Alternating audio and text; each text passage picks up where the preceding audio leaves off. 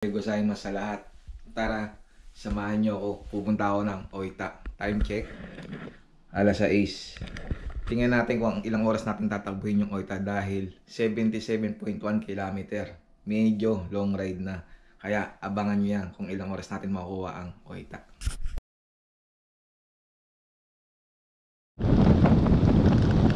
Sarap. Exercise. Laban lang. Yo mga senpai, nandito na tayo sa Osoki City, Notso Town. Nasa Notso Town na tayo. Yo stopover muna tayo sa Lawson. Time check 7:50. Ihi muna tayo dito sa Lawson, saka inom mo tayo ng mainit na kape kung ano may inom.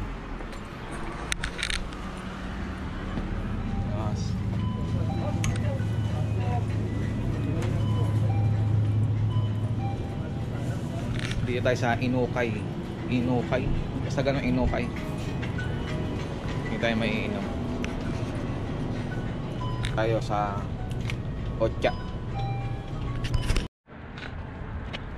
Yo, tamang Ocha lang muna tayo. Nakabawas tayo ihi.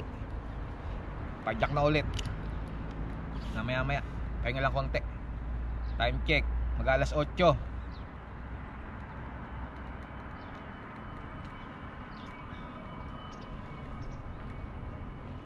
Tingnan natin kung ano oras tayo makaka-TD sa Oita.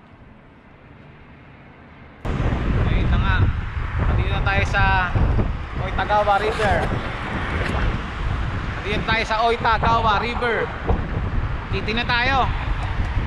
Grabe. 3 oras men. Oita 77 kilometers. Unlock.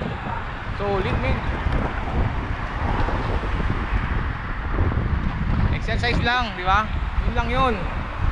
Pagtanggal ka ng bisyo mo, sarap sa pakiramdam. Ako, tinanggal ko na yung sigarilyo. Nagbike na lang ako. Dito na lang nagpaka-addict sa bike. Sarap sa pakiramdam. Try nyo mga min, mga senpai, try nyo. Sarap sa pakiramdam magbike. Dito tayo sa Central Oita.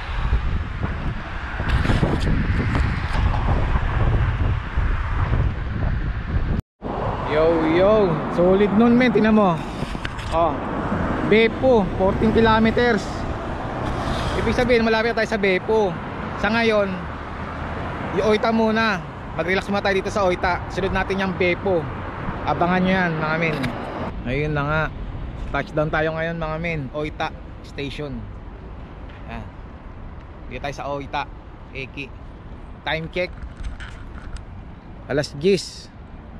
3 oras kalahati simula sa Eki hanggang dito sa Oita Eki. Solid men, no? Oita Eki 77 km unlock. Solid yan men.